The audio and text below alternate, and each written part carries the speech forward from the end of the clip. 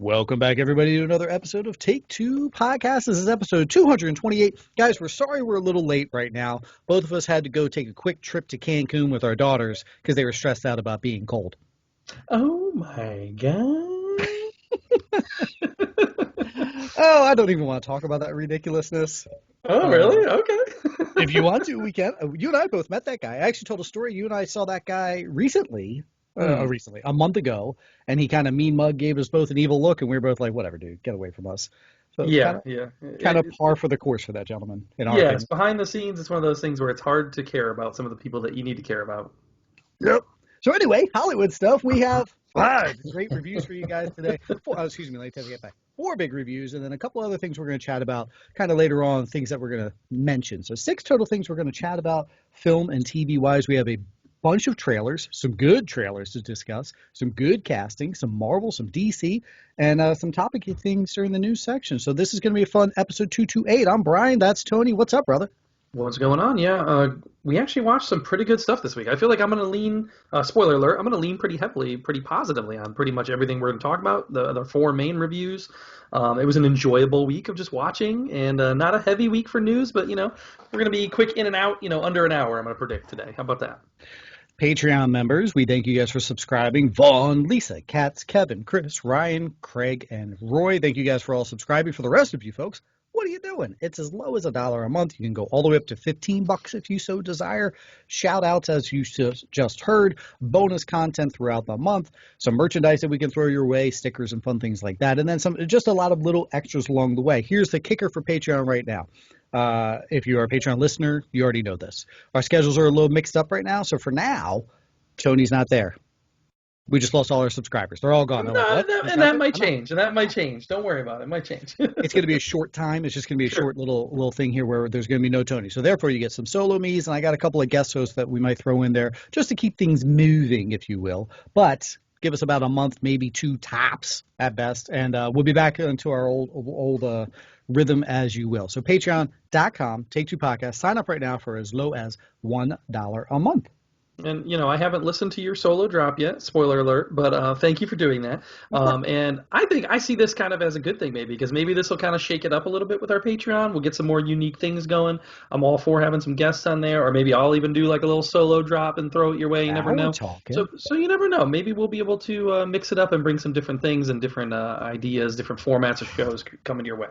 Did you see that, folks? Did you see that in his eyes? He was like, that yearning to podcast, that addiction that grows inside of him. He was like, I can't be away. I can't be away too long. Oh, wait, did I say see that? Oh, that's because you can see us right now. We're on YouTube as well. You can subscribe to our channel. One good thing about Tony's schedule right now is that we get more YouTube shows.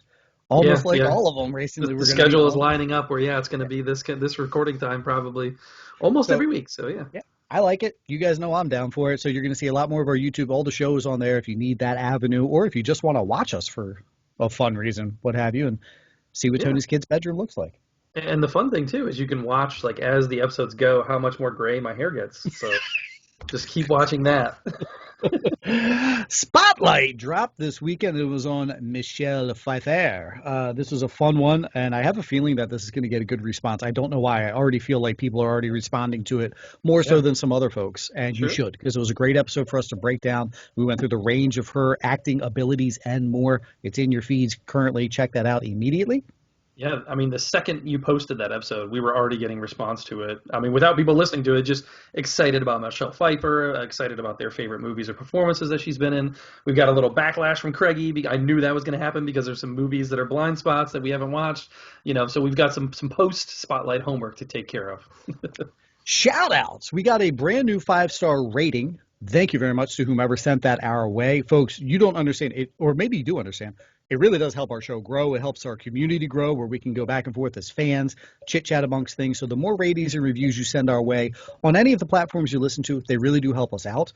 We also have a shout-out going to Hector Andrew. He commented and sent us a little side message. Love the show. You guys are amazing, and I'm a big fan, big listener for a long time. Hector, we're a big fan of yours. Thank you for listening and telling What was it? It was some show in particular that he was, like, shouted out. I forget what it was. We turned him on to. You're right. Turned him on to, yeah. So I don't remember what it was. He said he always always goes back that we turned him on to watching that show because of our positive review, and since then I he love it. stuck with us. So thank I you, love Hector. it. Yeah, yeah. We love you, brother. And as always, please, I mean, anybody, reach out. Let us know if there's something we review that then drove you down that avenue to watch it, and let us know. And especially if you agree or disagree, start that discussion and let us know. And hey, we watched this on your recommendation. You were full of shit. Or hey, I wouldn't have watched this without you saying how good it was. Let us know.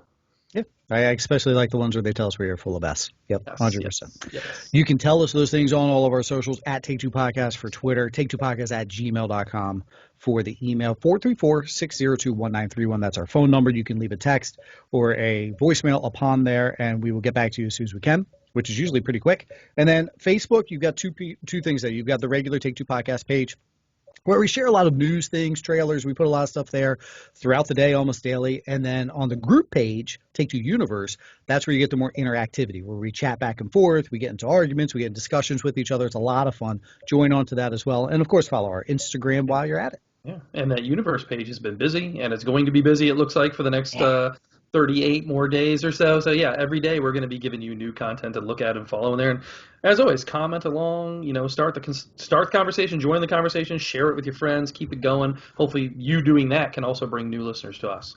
It is not fair because, folks, a while ago, Tony hijacked our page and did his 40 Days of Horror films, which was fantastic and got a great response. So my way of getting back at Tony is to now do 40 Days of Sports films. I'm not getting back at him because Tony loves sports films too. So I do, but I know there's going to be a couple that are controversial that we disagree on. So oh, good. Yeah, and hopefully that does happen. There, I did purposely put some in there that hopefully stirs some conversation. I got a couple in there that maybe some folks haven't seen that I hope some people see good. as well. So we will be posting them daily, a different sports movie from now all the way up until opening day, which should be a national holiday. Are you ready, sir? Yes. What day is opening day? What date? April 4th. April 4th. I'm trying to think. I don't think I'm off that day. All right. It's a maybe it is. Oh, no, actually, it's my regular day off. It's a Monday, isn't it? Thursday. Oh, it's a Thursday? I thought it was a Monday. Okay, yeah, never mind. I'll be at work. Did I say 4th, by the way? It's April 1st. I'm sorry. I meant to say April 1st. It's still a Thursday. I was going to say, I think the 4th is like the day after Easter, which is a Monday. That's like the big the big opening Sunday weekend where they put it, all the games. But the first is when they do like the first couple of games or whatever. And try, which I think is the Dodgers. Who cares against someone else? Who cares? All right. So the 4th, I'll pay attention. All right, let's rock and roll. Let's get started with our show. Here we go, episode 228. Let's lead things off with the poll results. Yeah, the poll was a little less this week, even almost than last week. It's kind of been like tailing off this month, which leads me to believe all you guys are racist because we almost got a spit take live on air. I love it. I think you guys, I don't know what's going on. I've been trying to do Black History Month. I had 3 polls set up to do Black History Month. This was my final one. So spoiler alert, next week will not be Black History Month related, even though it's still February. But I wanted to finish out the month. We already looked at actors. We looked at actresses. Now we're looking at directors. And I think it's striking that there's only been 6 black directors ever nominated for an Oscar, and none have ever won. That's ridiculous to me. 4 of them I put on here were actual winners for other reasons, screenwriting, or they were producers on a Best Picture, or whatever the case. So I chose those 4: Spike Lee, Jordan Peele, Barry Jenkins, Steve McQueen. All those are actually pretty recent names, too, besides Spike Lee, who's been around 40 years or so, but the rest of them are all pretty recent as well. So the winner of the poll, though, kind of surprising to me, was Jordan Peele. I don't know if it's just because of the recency and the love for Get Out and things like that, and the looking ahead for what he's going to do more of. He won the poll. I was surprised. Spike Lee, close second. That's who I thought was going to win, just for the breadth of his filmography and his impact and his legacy and importance for film. I thought he would definitely be the winner. He did get the shout-outs, the most shout-outs on our Instagram. So Katz, Rodney, I was surprised. Rodney, thank you for commenting along. He usually doesn't kind of come out of the woodwork, so thank you for that. They both said Spike Lee, so maybe we can call it a draw between the two of them, I'm down. That works. But then Steve McQueen came in 20%. I think enough of you are not watching those small axe films. Go watch them. They're good. Amazon Prime. And then also Barry Jenkins came in last, which he got his Oscar for Best Picture for Moonlight. So I guess there's not enough love for the Jenkins out there yet. We'll see. Maybe he'll have some more stuff down the road that people will like. But yeah, that was it. I was just shocked that. So the other 2 directing nominees, just for posterity's sake, Lee Douglas for Precious, and John Singleton for Boys in the Hood, who he was the youngest ever at the time. He was only 24 years old. So Was he really? Wow. yeah, pretty impressive. So yeah, but I don't know. I'm assuming your vote would have went with Spike based on those four. Yeah, I think it was body of work, and with these questions, I've been wondering, which way people are voting. They're voting like specific certain film for each, as Yeah. they probably would have had to for Jenkins, or body of work for Spike. So I kind of just went body of work. Mhm. I do love the Get Out. The Get Out is really good. I wasn't the biggest fan of Moonlight, so Jenkins didn't factor for me at all. I wonder if we had run it again if you had put Singleton in there, if he would have factored at all. Maybe, yeah. Yeah, I mean, he did a couple big films, but sadly, has already left the earth at a young sure. age. So that sucks. Yeah, But yeah, he could have been in there and could have factored in. And there were other winners for other things as well. But I just wanted to kind of focus on that director, yeah. category and go for it. So that was it. That rounds out our Black History Month polls. So thank you for participating, especially for people who comment along. So yeah, and check back next week. We'll have a different thing, different subject. They drop every single Thursday. You can vote to them from Thursday all the way through Sunday. Feel free to share them onto your own socials as well to get your friends to vote and share them onto theirs so we can get some of those polls really happen and a lot of results so we get an actual substantial winner each and every single week. For now, we're going to start our reviews off with something that we both care for, and that is I Care a Lot. I Care a Lot. This is the new Netflix release starring Rosamund Pike. I was really excited to see this movie. Didn't know anything about it until we saw the trailer maybe a couple weeks ago. Typical Netflix fashion. They're like, hey, we're going to drop this in a couple weeks. And it actually had its premiere at TIFF back in September, the Toronto International Film Festival. And I don't remember hearing a lot of people talking about it, surprisingly. I thought there would be some buzz around it, or maybe even some Oscar-y, or maybe not Oscars, but other awardsy, nominations being thrown around possibly, because Rosamund Pike is fantastic in here. If you don't know her name and you're not a fan of hers prior to this, and this is your first time watching it, I assume you would be blown away. Between this and Gone Girl, she really has solidified herself as one of the best up and coming kind of of this generation. She's one of the best actresses of her generation. So I loved her performance here. I'm just going to put it out there. I really enjoyed the movie. I loved her performance. You round out the cast with Diane Wiest, who really does a really nice job in the few scenes that she's given. Peter Dinklage is fantastic, just coming off as like a little badass. I love it. Chris Messina, Aiza Gonzalez, Alicia Witt, Isaiah Whitlock Jr., they all have kind of small roles. They're all fantastic in what they're needed to do. They do it fantastically. So overall, I love this movie. I had a lot of fun with it. I thought it was just deliciously despicable. Like the characters are like people you like to not like, and they're not really redeemable people, but I enjoyed the hell out of it. It was just a fun ride, a nasty ride. It had slick photography, like cinematography to it. It was very kinetic and kept it moving. It was a very fast-paced kind of movie. The score was also like that, a little kind of pulsing electronic music, very stylish. Rosamund Pike, almost every scene looks like a damn painting. Like you could just freeze frame her. Like her style was on point and everything.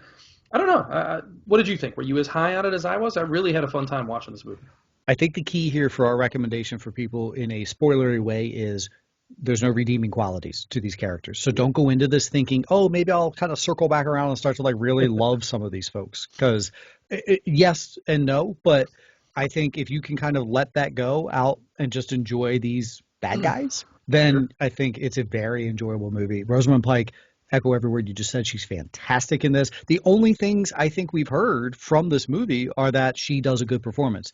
But not even people pounding their fist saying, she does a great performance, you should watch it because of her. I'm going to do that here. I'm going to say you should watch it because of her. She's great. You mentioned Dinklage is fantastic. Whomever was in charge of Chris Messina's suits, I would like to meet them, get their card, because he looks fantastic. He's very well dressed in every scene. And like you said, he does a great job here. Isaac Gonzalez, if her chemistry with Pike doesn't work, then maybe this film doesn't work. Because them playing off each other and her being that yin to Pike's yang character-wise, I think boosts Pike even better. And I would say she's probably the closest thing to a redeemable person in the movie. She's probably the most pure of heart or whatever. I guess she does do some kind of nasty things in her line of work, but at the end of the day, she's probably the most redeemable character that you can get behind. But yeah, that's actually one thing I want to point out about the movie is I love that the conversation is not about their relationship in the movie. It's not really even addressed in the movie. I haven't heard anybody talk about it in the reviews. It's just a thing. And that's the way it should be. Same thing with having Peter Dinklage in this movie. A lot of times he's in a movie or a show and it's part of his role for him to be a small person. This not Oh, part of this at all. Like it's not yeah. even talked about. It's just he is very, intimidating in the role that he has, even though he is a small man. The scene where he's working out on the rings, I was like, what the? Yeah. How the hell is Yeah. he doing that? Like I was pretty impressed. So I was impressed with him, especially because I'd only really seen him in those few things, and like I said, it always plays into him being the little guy or whatever. So I was glad that they didn't go down that road Hmm. and follow those tropes or those predictable points to hit on. So I get worried sometimes when you have like goons like muscle and they're like, oh, we're gonna kill you, we're gonna go rough you up. It's like, all right, I've seen this, and even like the good guy or the person getting roughed up, like they can kind of push back, like, what are you gonna do to me, type deal. I thought the scene, without giving too much away, where they had to jack up the car, if you know what I'm talking about, like that scene, I was like, hmm oh, that's kind of original. Like I've never really seen yeah, no, that you're right. happen Yep, you're in right. that. I Yeah, was like, oh, that's kind of fun way of handling that situation. So I agreed. don't know, just something, a little originality to it. I really enjoyed it, buddy. I thought it was a lot of fun, just a lot of It fun to was. watch. Some evil-minded people, and then like kind of like the growing of an evil mind as well. Finding, oh, I can get away with this, this, and this, and the movie just kind of gets better as it goes on. I liked it. And this is the funny thing, and maybe this is a hot take, but I think this might be my favorite movie of the year so far, honestly, because I was a little let down by Judas. I was a little let down by Malcolm and Marie. Like certain things about them I didn't like, nor would Sure. I sit down and like want to rewatch them right now and be like, yeah, those are great. Let's rewatch. I care a lot. I'd go watch this right now. I'd open while you were talking. I might just open my phone and watch it again. I had so much fun watching it. You know what I'm saying though? Like I really Sure, think it sure. has Yeah. been the most rewatchable and most Yeah. fun I've had watching a movie this year so far. So I highly recommend it. Like I said, all those different reasons. There's some really cool scenes in here too. I talked about Rosamund Pike, how she was so stylish and stuff. She also gets very down and dirty in some scenes, and Hmm. then has no shame about herself. And I love that. Like I love. There's a scene where she has this large reaction where she's just kind of screaming and she's a mess, and then she goes to the convenience store and she's like Right. warming herself on the hot dog warmer. Like Yeah. just really goes for it, goes for broke, and I love that. And she reminded me kind of Uma's performance in Kill Bill. Like Okay. Sure. how she Yeah. kind of has the same thing where she goes into that diner and she's all dirty and just like shakes off, whatever. Like that's what it reminded me of, was like swinging for the fences with the role. So I had a lot of fun with it. Highly recommend it. I also wrote down something Diane Weiss said. My favorite line of the movie was "crock of cunt." She called somebody a crock of cunt, which I thought was a fantastic phrase I've never heard. So yeah, just and Diane Weiss not getting enough discussion either. She was great. I Yeah. remember people talking about Ellen Burstyn in Pieces of Woman and how she had that one scene that everybody was talking about. Diane Weiss is a badass in this movie, like a legit kind of subtle badass, and has some really strong scenes. I Hmm. think people forget how good of an actress she is. So Yeah. she should be in the conversation as well. But yeah, fun movie. Check it out on Netflix now. It's awesome. You won't regret your time. The beginning, and we'll wrap, when she's taking her out of her home, when Pike's character is like taking her out of her home and putting her away or whatever. Buddy, I was angry, like sad for her Yeah, and yeah. angry. I was like, because I was like, this probably happens in real life. Like, and this person is just taken from their home and like, sorry, court order, old lady, you're out of here. See ya. And And and then you're at that's and home. that's a way, yeah, it kind of does have like a little bit of a subtle subtext to it, discussing this kind of thing going on in our country and how people are Yeah. put in nursing homes and whatever and all that stuff. So yeah, there is a little bit of like a common social commentary going on as well, which I liked. And Okay, let's lighten things up a little bit. Let's head on down to Vista Del Mar with Bob and Star. Bob and Star. Bob, I didn't, man, I missed it. Barb and Star and visit Vista Visit. Del Mar. Yeah, there Yes. they go. I don't know about you, but I really enjoyed this one as well. I thought this was a classic, like this is in the same vein as an SNL skit turned movie or Sure. something like Austin Powers. Like once you buy into this craziness and this insanity of the way that this world is and these people, the way that they talk and the adventures they go on, and once you buy into that, it's just hilarious, and it really does go some fascinating places. Kristen Wiig, Annie Mumolo, who I don't think I've seen her in anything before, but she was the co-writer of Bridesmaids and Okay. has been friends with Kristen Wiig since they came up in the Groundlings together, I believe. So Okay. Cool. so she kind of brought her along for the ride. Jamie Dornan has a really nice role in here. Damon Wayans Jr. small role. Wendy McLevin-Cundy, Vanessa Brayer, couple other cameos. Maybe, I don't know. Should I give away the cameos or not? We'll say Tommy Bahama is in the movie. So that's kind Yes. of funny. Some turtles are in the movie. Yeah. Yeah, Oh, yeah. It's yeah. a really, really stupid, funny movie, I think. And Yeah. I think again, you won't feel bad about watching this movie. I've wanted to rewatch it again since then. Has a banger of a soundtrack, some Yeah. great songs. Also, having Richard Cheese in there as the lounge singer works really well somehow. Hmm. It's one of those strange, just humorous movies, but without the chemistry of the two leads, and without that, it almost felt like improv-y. I'm sure there's a lot of outtake stuff that didn't make it, but just them knowing each other and having that chemistry, I think it works so well for the humor between the two leads. I'm mad that I learned ahead of time who plays the villain Yeah, because yeah. apparently a lot of people don't know who plays the Oh, villain. really? Oh, Yeah, they have okay. trouble figuring that out. But that's a credit to Kristen Wiig and her performance. Kind of doing dual roles here. Jamie Dornan all day, man. Jamie Dornan all day. I'll be honest. The only thing I've ever seen him in is the Fifty Shades movies. So I this is saw. See, I saw opposite. him he was in a show before that where he was like a killer, like a serial killer. So he was like Okay. a dark role. But yeah, I've never seen him do anything like this. It reminded me of watching Chris Hemsworth do comedy for the first time. Right. Right. So it's great that he can do it, and I think hopefully this will open up some new doors for him, and we'll see him do some more stuff. And some credible singing and dancing and comedy. I thought he did a fantastic job. I was Like like, that, wow. like ballet. Yeah, yeah, it was good stuff. You hit it on the head. It's very, Austin Powers-y, Ace Ventura-y. Like you just kind of have to be in that mode. Let yourself know this is going to be cheesy, but I'm going to enjoy that. And it's one of those. That's a lot of fun, and a lot of credit to the actors you just named and the characters that they created with these two ladies. I can see them coming back and doing another one at Yeah, least, do a little yeah. franchise here of these. Yeah, I mean, this thing was a tit flapper for sure. I love culottes. I love that we had to get like a culotte definition at They the gave beginning you of the the movie. definition. It was great. It almost became like a musical. There was a couple scenes where it's just like almost a musical. I don't know how to describe this movie to people, but the few I've talked to, I'm like, you gotta watch it. It's really funny, and I think this is gonna be like a cult classic-y. Gets better on rewatches, when you're expecting the hits to come, and you can kind of quote along, or like I said, enjoy the music, all those kind of things. Trying to look at what else I wrote Words out down of my for a mouth while stretch you there. looked at it because I was Yeah, thinking as I was watching, I was like, all right, this is funny, and then I was thinking, you know what? I bet you on rewatch I'll laugh harder or yeah, more out loud on some things than I am right now. It just kind yeah. of had that feel to it.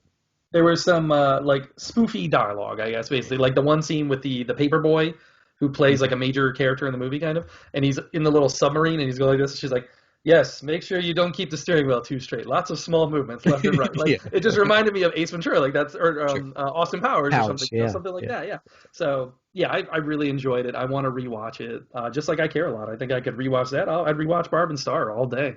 So Barb and So Star is Tony's second favorite film of the year. there you go. It's close. It's close. All right, your turn, brother. I was not able to catch up on Willys Wonderland, but you were. So All right. tell us. Keep Yeah. this positive train rolling.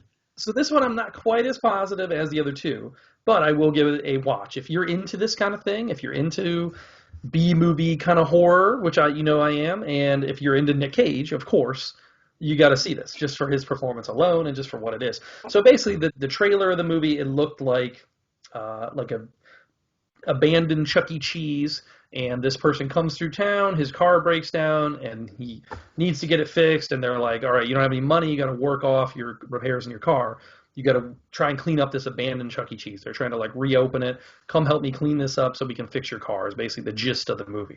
Okay. So Nick Cage's character in the movie is just listed as the janitor. He doesn't even have a name. And spoiler alert, he never says a word in this movie. It is a Oh my completely God, are you serious? We said that in the trailers. I said, how awesome would that be? Now I It's a have to watch. it's a Now I have to. completely silent performance. There might be some grunts or things like that, but it's a silent performance from him. It's amazing. For some reason, while he's in this Chuck E. Cheese, he has like an alarm set, and every time the alarm goes off, he drinks a beer, and then he takes a break and he starts playing this pinball machine. And as he's playing the pinball machine, he's like like gyrating, and like it looks like he's fucking this like machine. I'm like, what is he doing? Just classic Nick Cage performance. At one point he's like fist pumping, and he's doing like little dances while he's playing the pinball machine, and I'm like, I just love every bit of his little performance here, even though he doesn't talk. Still amazing. If you were familiar with the video game Five Nights at Freddy's, that's what this reminds me of. Okay. It's basically the same kind of thing. It's like an old Chuck E. Cheese kind of thing where the animatronics come to life, and so that's what happens. He's in there trying to clean it up. The animatronics are actually supposed to be possessed by like the serial killer or whatever, and that anybody who comes in there, he tries to kill them off. Basically, it's like the gist of it. So there's a few other people that get in there, and there's a little bit of a body count. It is kind of gruesome, pretty bloody and over the top, blood spurty kind of stuff going on there. Like I said, it's just a B movie, crazy horror movie at the end of the day, and I had a lot of fun with it. His performance is insane, as you expect from any Nick Cage movie now, so that's worth the price of admission right there. So, Awesome. I'm trying to think. Other than that, I will shout out Beth Grant. Beth Grant plays the sheriff.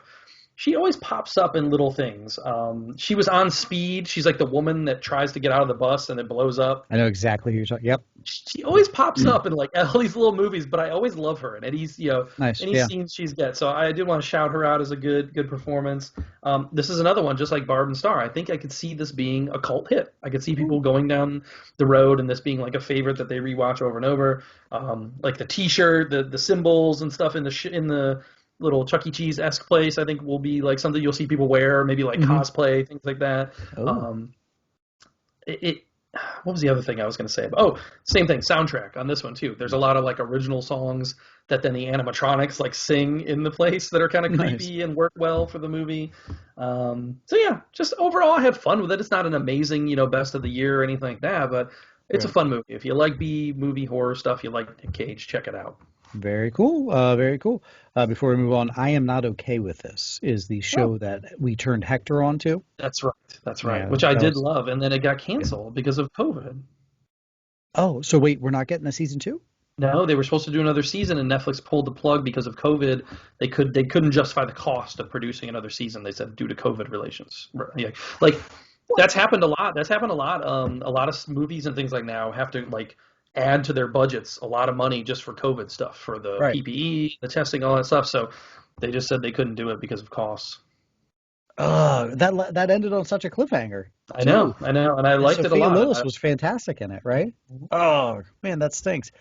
Okay, well, let's finish up positively and go down a little nostalgia fest, if we will. We were turned on by the Ginger Kids production studio friends of ours, the Orange Years.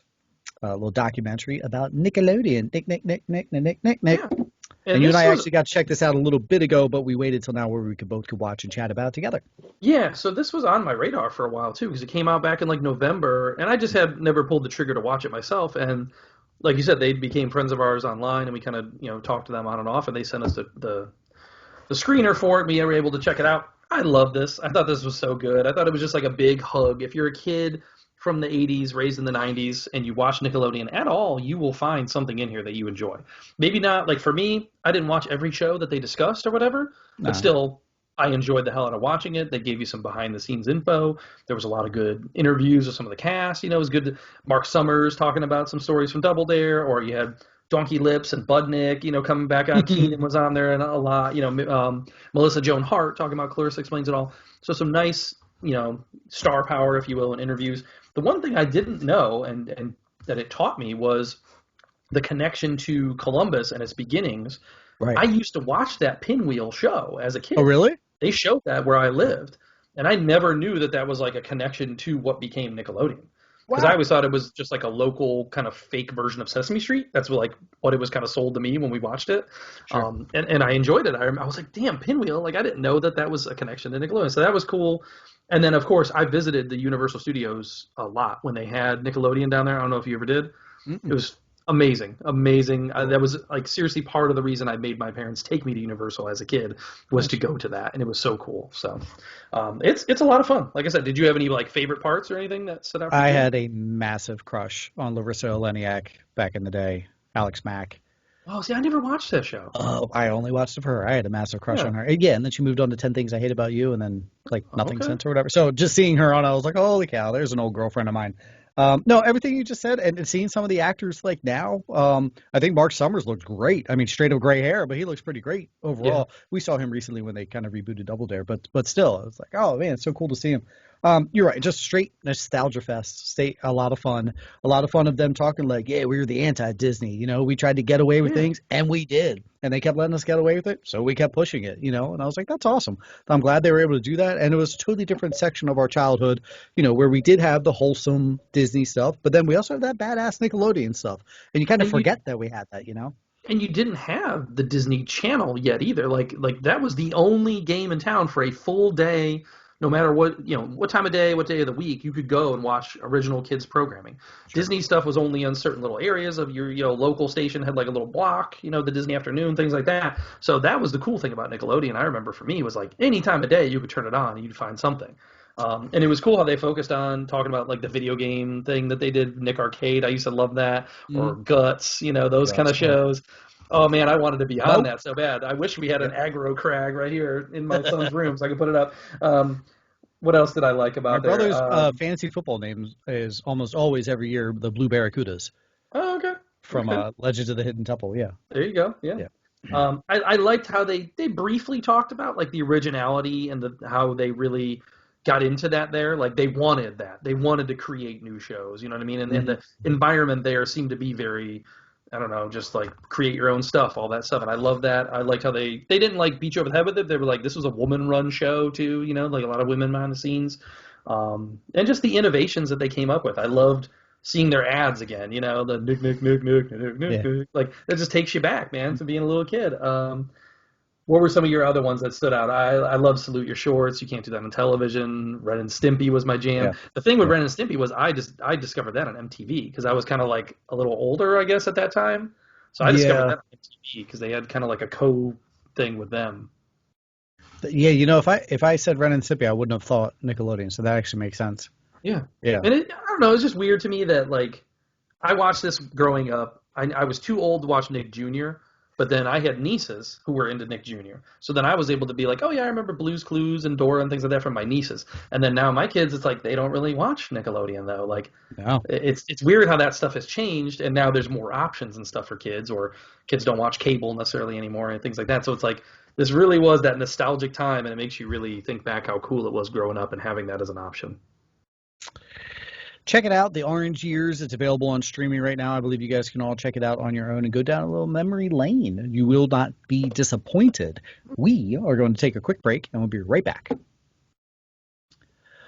All right, man. So we've talked about this, I don't know, like 3-4 episodes almost in a row or a while ago of where you watch something and then you have your initial take and then you think about it for a few days and it goes one way or another. My initial watch on this, I was so down on how it ended. There is no I in Threesome. This is on HBO Max, and it's a documentary, kind of, that is all about this guy, Ollie Lux, and his girlfriend, and they decide to introduce more people, have an open relationship. And so the documentary, hit puberty. The documentary is intriguing because you see that world. We've all been there, thought like, hey, wouldn't it be fun to, add someone into the relationship? Yeah, for a night, but then what happens? Well, this is about, what do you do? They got engaged and they're like, all right, before we get married 8 months from now, let's make it open. I'm comfy, you're comfy. And so they make an open relationship. Well, the thing is then the girlfriend, the girl moves away for work. But when she does, her open relationship allows her to meet other men. She does. You can tell us exactly what happens here. Feelings get caught. So one of the, they catch feelings, and then now it goes down a sour path. The kicker here is this is not a straight documentary. The man started making the documentary first. The relationship poo-pooed. And then he's like, well, I've devoted so much of our lives to this film. I need to keep it going.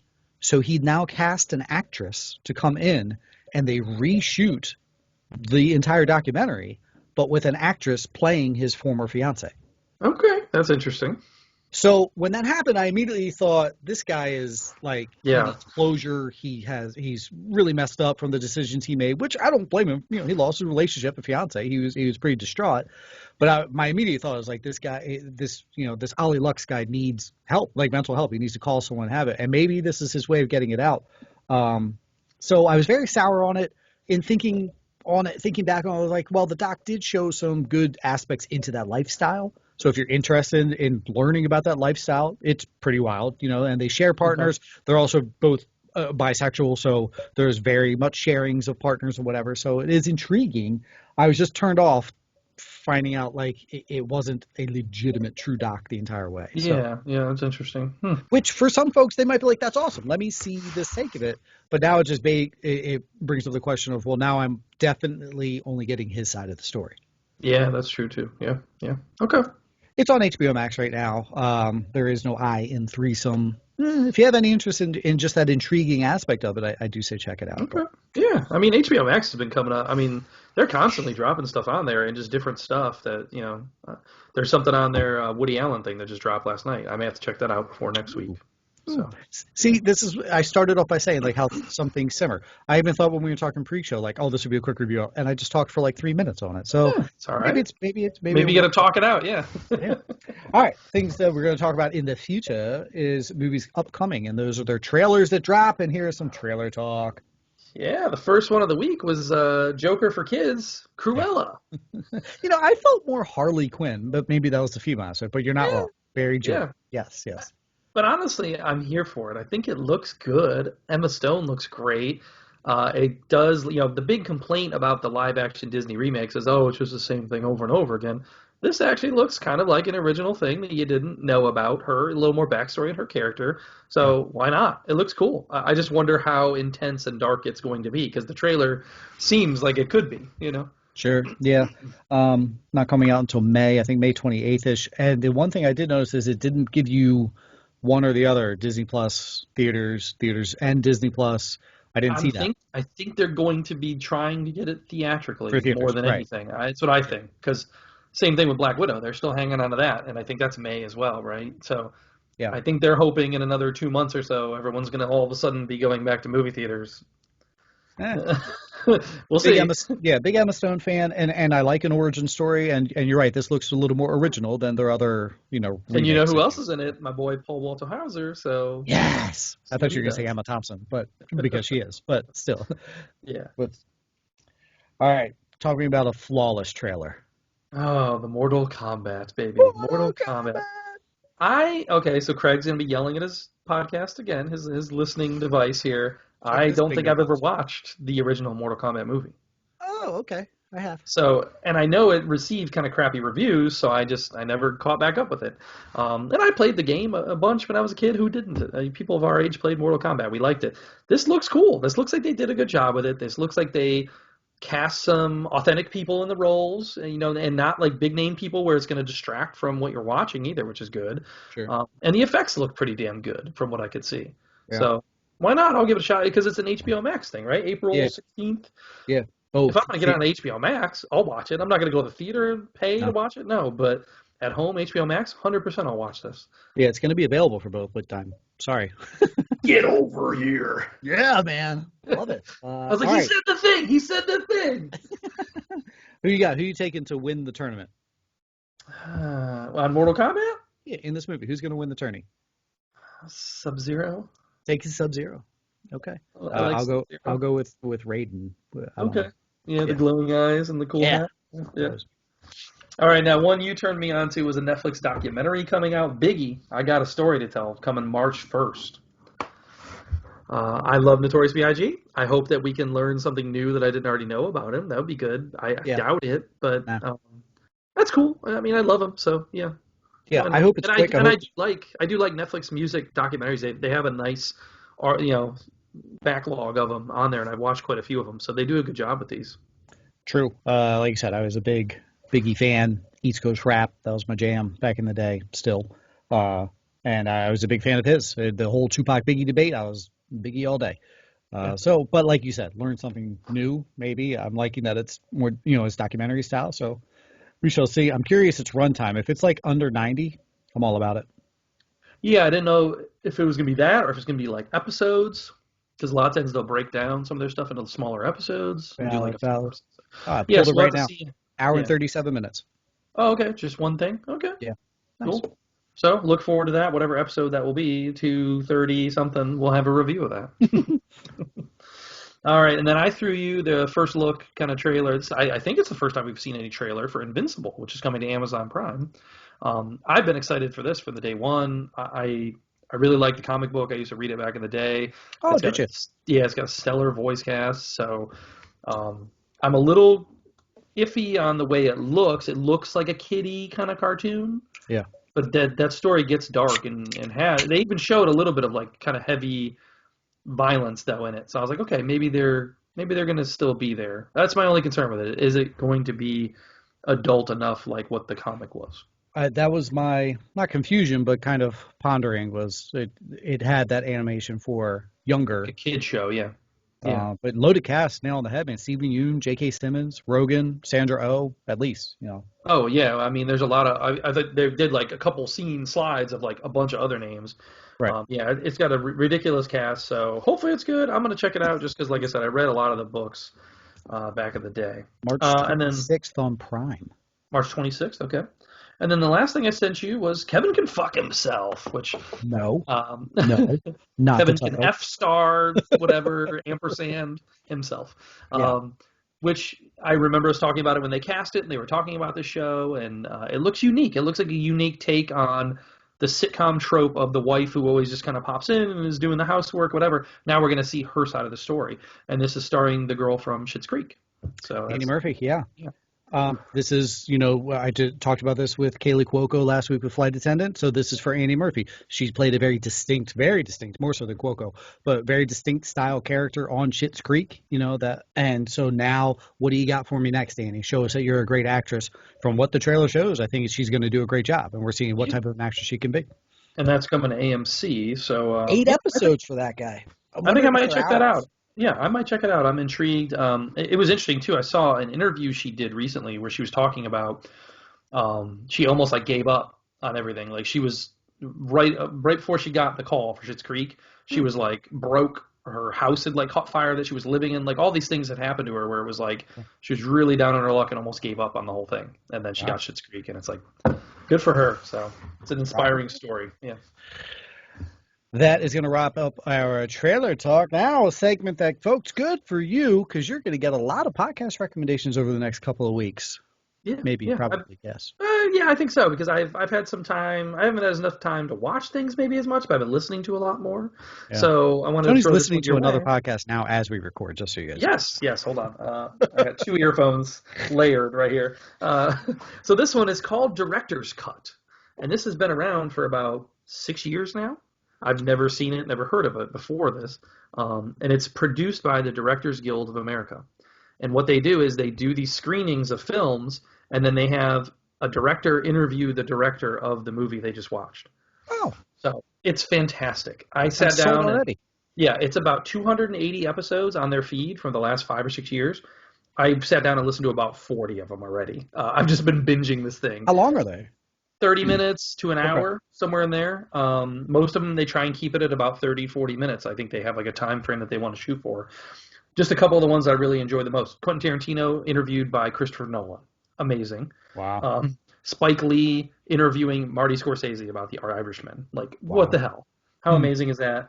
The last one that the reason I found out about this podcast was there was a recent interview quoted about Aaron Sorkin, and it was from this podcast. So Aaron Sorkin was interviewed by David Fincher, and they were talking about his unmade Freddie Mercury movie with Sacha Baron Cohen. That was okay. The article I was reading cited this podcast. And I was like, what is this? I've never heard of it. And that made me go down the rabbit hole. So yeah, just amazing groupings of people talking to each other, and you get that level of respect and the discussion about the finer points of filmmaking. Jon Favreau's on there, Damien Chazelle's on there, a bunch of people that are part of DGA and just interviewing filmmakers. And you can just tell the love comes through. And as a love for that aspect of, like, you love acting and things like that, directing is like where it is for me. And I love hearing the background of those directors and the choices they made and all those kind of things. So it's a fascinating podcast. So if you're into that stuff, definitely check it out. Subscribing to it as you speak without even listening. That It's sounds awesome. so good. It's so good, yeah. All right, done with the PodRec. Let's jump on to the casting couch. Ooh, let me turn over my piece of paper. All right, let me give you the first one here, which is a voice cast predominantly here, but I'm kind of excited about it anyways.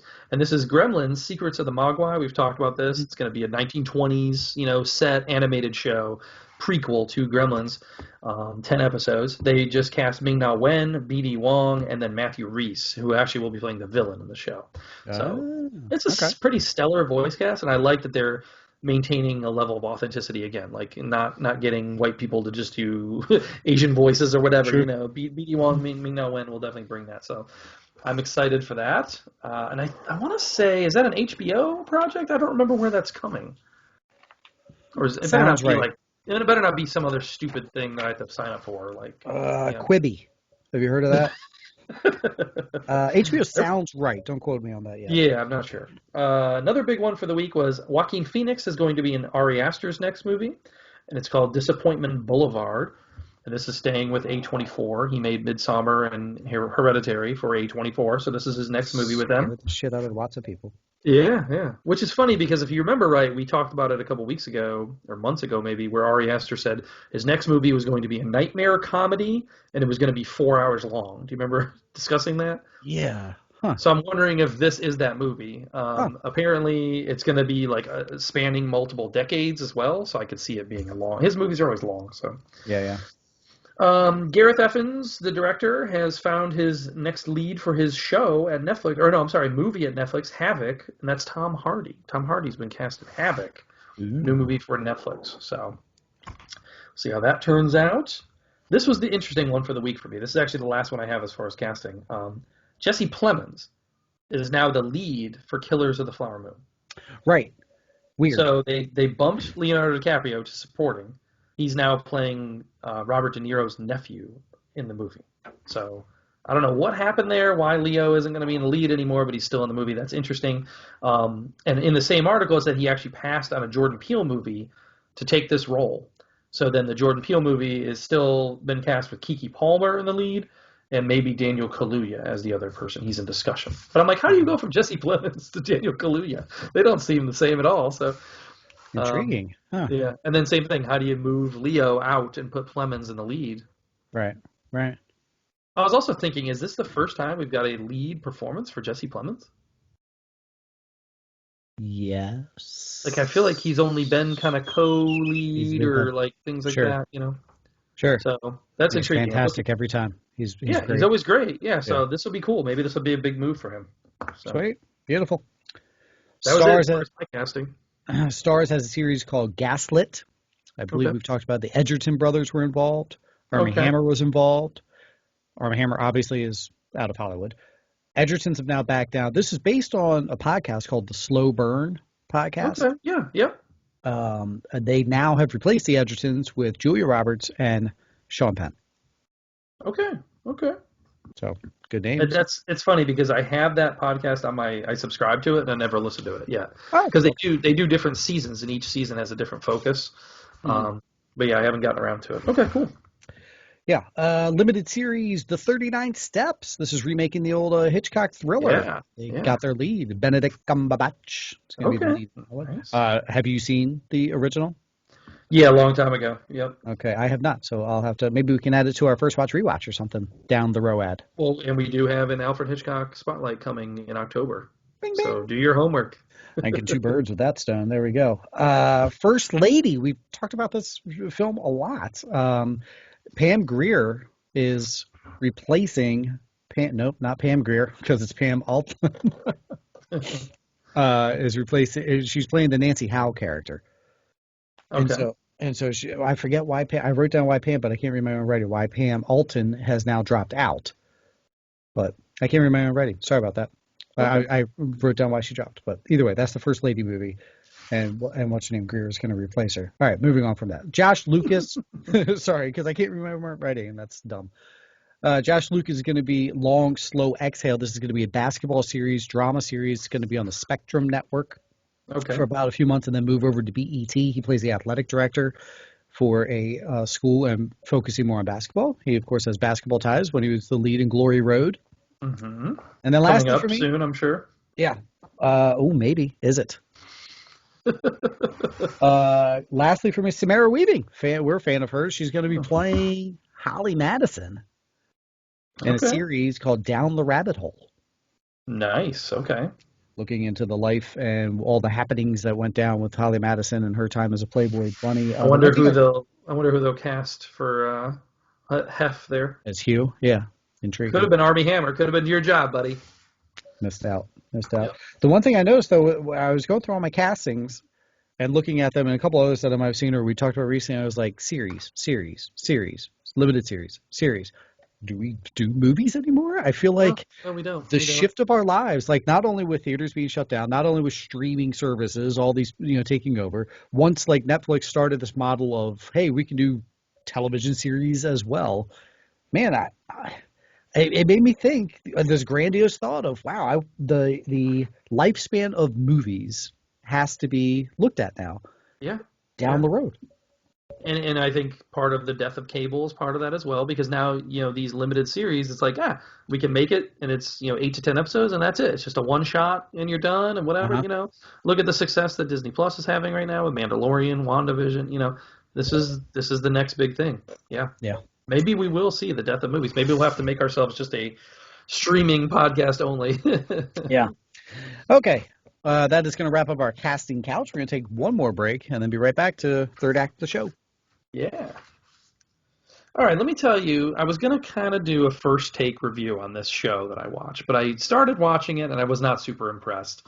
But I do want to talk to you about it anyways. It's called Tell Me Your Secrets on Amazon Prime. The other night I had a little time. I saw that it just dropped. It was a new show, popped up on the board. They give you a little slide thing. And I was like, oh, yeah, okay. This looks like something I would watch. Lily Rabe is the lead in it. I like her. She's fantastic in American Horror Story. Amy Brenneman is like the co-lead. And then Hamish Linkletter is also kind of like a third character who gets a lot of screen time, not necessarily the lead, but he's in there as well. So I was like, all right, cool. It's this story of this woman who gets out of prison. She goes into witness protection, and then Amy Brenneman plays the other woman who her daughter went missing, and she's trying to find answers. And she feels like this woman will actually provide her with the answers, but she can't find her now because she's after prison. She's gone into witness protection, all this. It was okay so far. I'm not like super hooked. It's 10 episodes. I don't know if I'll continue to watch it through. Like, I'm not that pressed to get to the end of the story and find out what's going on. It was originally supposed to be a TNT project. So I think that's what is not landing for me, is it has like weird cuts, weird edits kind of to it, and it feels more like a regular TV show than like you're streaming. So I feel like I've been like spoiled in a way. Like I want like that Netflix or HBO kind of feel to this, and it just doesn't have it. It just seems like a regular network show, and I'm like, there's something missing. Like it just needs more teeth and more bite to the show itself. So I don't know. It's okay so far. I would definitely not recommend like just go binge it out. I might finish it and update you at some point if I do, but right now I'm just like, it's okay, whatever. It's funny you bring this up. I was scrolling the other day, and this came across my radar, and I thought, oh, Lily Rabe, she was good in Undoing, but we didn't see a ton of her. Yeah. And as the lead, I was like, oh, I should watch this just to kind of throw her some love in a lead role. 10 eps, all about an hour or 45-minute long eps. So, okay. Maybe if I get time, maybe, yeah. So you haven't. I'm interested to hear your take, because if you feel the same way as I do, it's lacking something, some kind of bite to it, where it's not making me just like, oh yeah, I gotta watch the next episode or whatever. Okay. All right. Maybe I'll see if I can watch the first couple today, and then we'll see how we go from there. If it bites. All right, Hollywood news time. Let me give you my CBS alert out of the way here. For those CBS listeners, I got to get them to bed soon, so let's get that news out of the way. NCIS New Orleans is ending with season 7, which is their current season right now. However, we are getting a NCIS Hawaii spinoff. Yay! Okay, nice. So we got to maintain, at least 3 NCISs on TV at all times. So that's good. As well as name the NCISs, the other ones. I think there's regular NCIS. NCIS LA, and NCIS New York. I don't know. Is that a thing? That would have been my guess. I would have thrown in Chicago for the heck of it, but no, because they always Chicago first. It's Chicago Med, Fire, PD, yeah, janitorial. Sure, yeah. So, but yeah, so Mom is also ending. It's currently in its 8th season, and they're ending that show. I still don't know what happened with that. Cast. Who was it that left the cast earlier this year? Remember? Not Janny. What's her name? Yeah. Can't think of her name. Chris Pratt's ex-wife. Why can't I think of her name? Anna Faris. That's it. Could think about everything about her, but her name. Yeah, so she left the show. Because she left the show, maybe that's why it's ending. I don't know. So yeah, that show's done. I don't know. There's your CBS update. Go to bed, folks. This came from an interview this week that Rian Johnson did. Apparently, he's still developing his Star Wars trilogy. Maybe he doesn't know that it has been canceled, is what I'm wondering. because they did that whole Investor Day and like all that, and here's the new movies coming from Patty Jenkins and Taika Waititi. This was not mentioned at all. So either they really want to keep it under wraps and he's developing something cool and totally different, or they just haven't told him that, hey, we're not doing that anymore. Prediction number 1, Shy will comment about how his... I hate Last Jedi! Yes, that Last Jedi is the worst of the Star Wars films. I don't disagree. Actually, he should listen to, there's a Director's Cut episode with Rian Johnson talking about Last Jedi. Oh, okay. Pretty good. I didn't like that movie either, but I'm not as strong takey as Shy. Here's my thing here with this. This cringes me in... I felt that the sequel trilogy would have been great had Rian Johnson not been a part of it. What he wanted to do with Star Wars is like move it forward away from the Skywalkers. And this trilogy...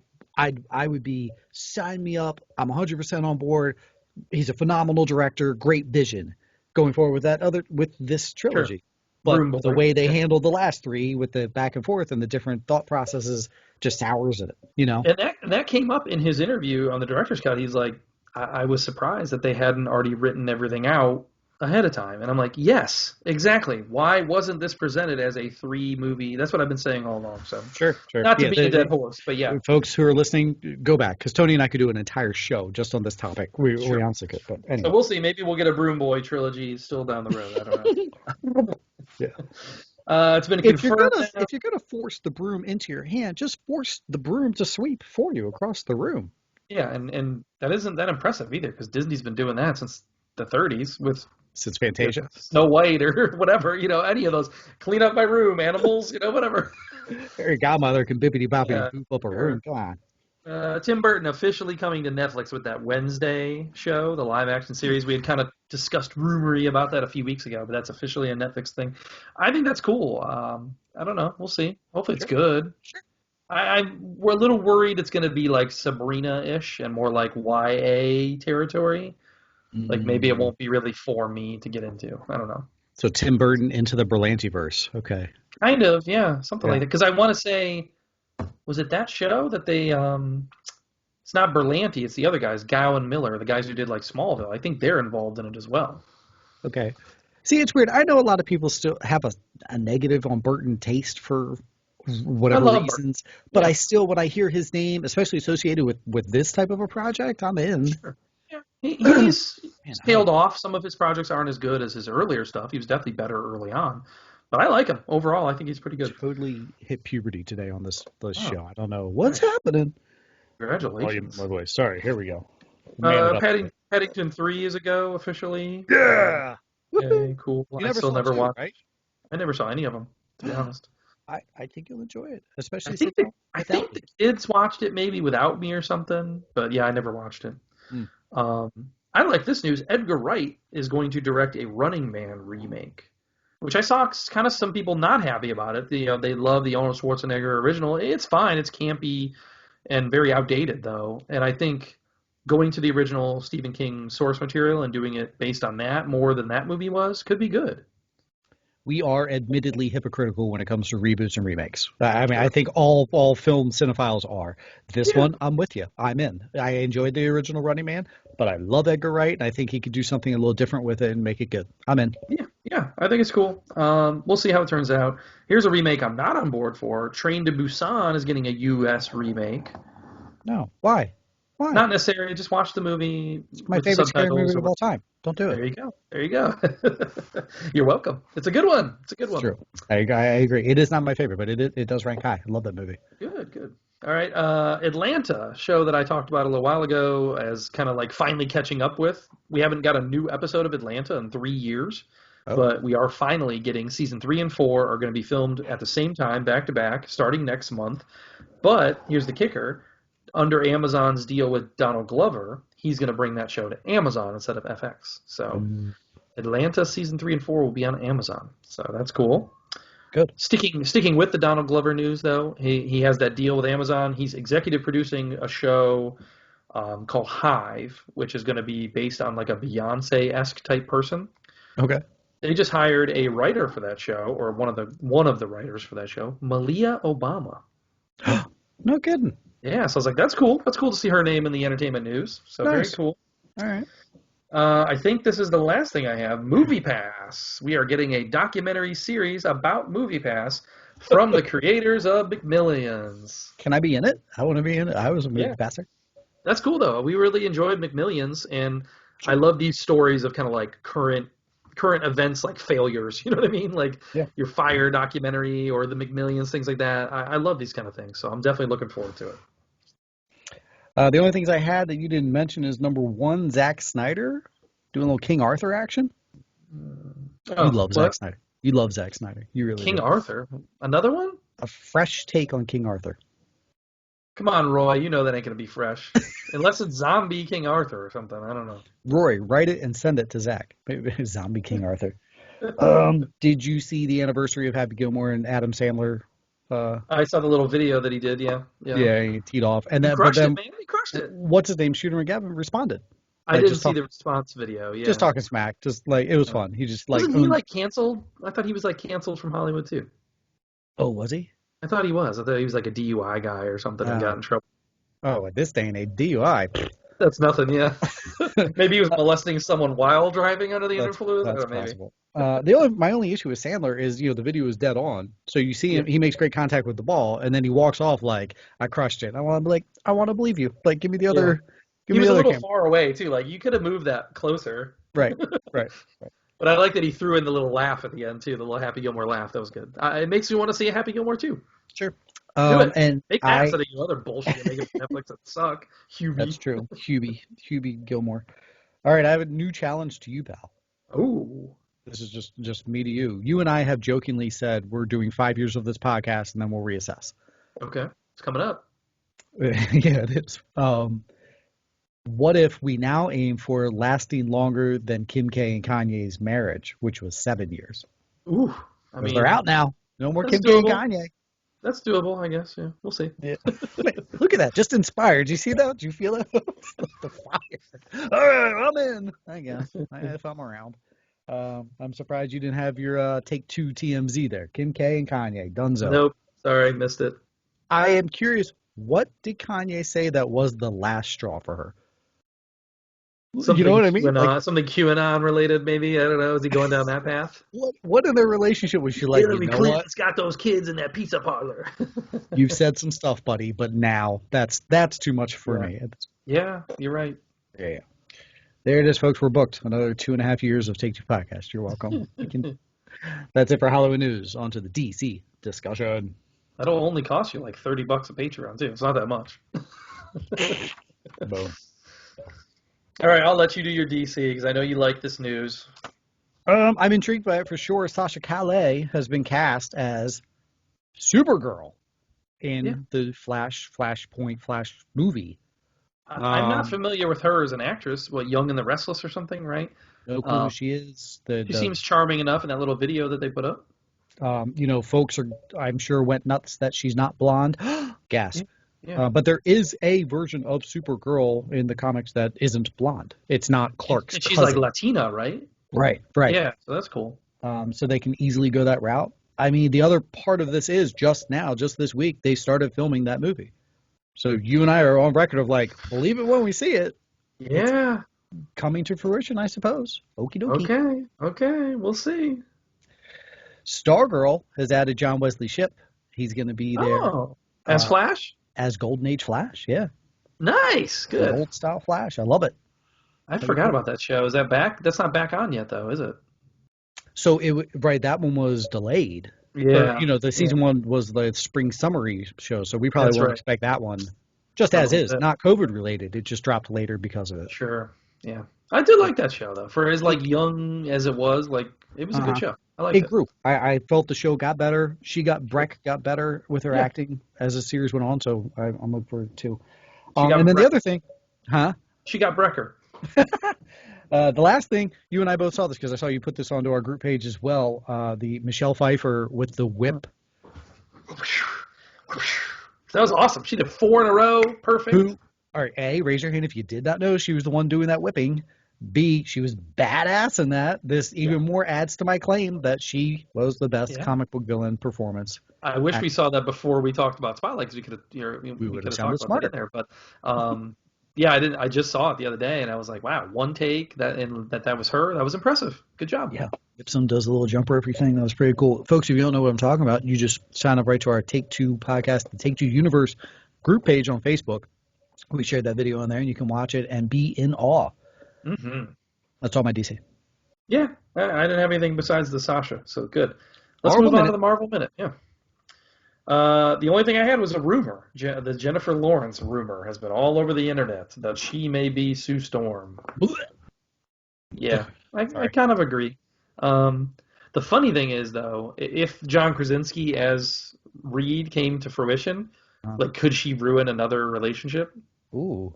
That would be interesting. Jen Homewrecker Lawrence. Okay. Yeah. So we'll see. I almost wish that they would just go with more unknown kind of people and just do it that way, but Sure. who knows? Who knows? And we'll see. We still have a couple episodes of WandaVision left, like if they're going to do any kind of introductions or lead up to anything in the last couple episodes, because I think a lot of people thought there was going to be more in episode 7 than what we got.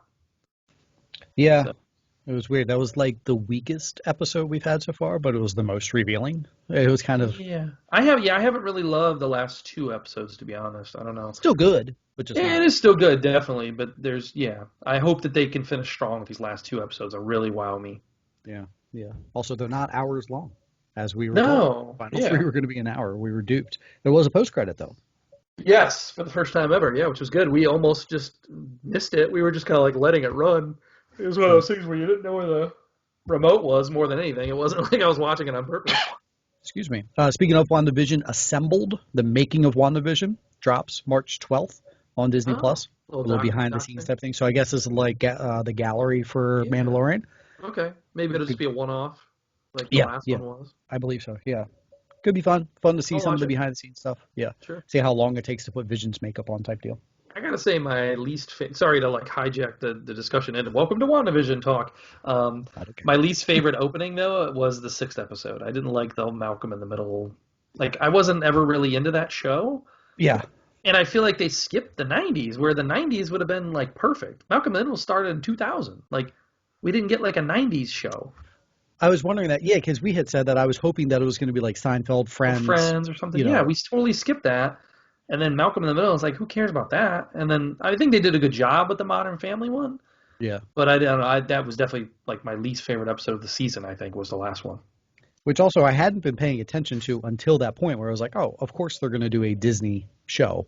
Sure. So, Modern Family is ABC, and then Malcolm, so. And maybe that's part of it. Maybe there's a rights issue where they couldn't get certain things they wanted to do, because I know Malcolm in the Middle was like Fox, so obviously they own that now, probably. So maybe it is something like that. I'm wondering for the previous ones with like I Love Lucy and maybe they have to do something with rights or whatever. Yeah, the Full House, Growing Pains, that one, I don't know. And there's probably a tightrope they walk where it's like, what can you say, what can you do to allude to it, but not make it like obvious that you're doing that. Yeah.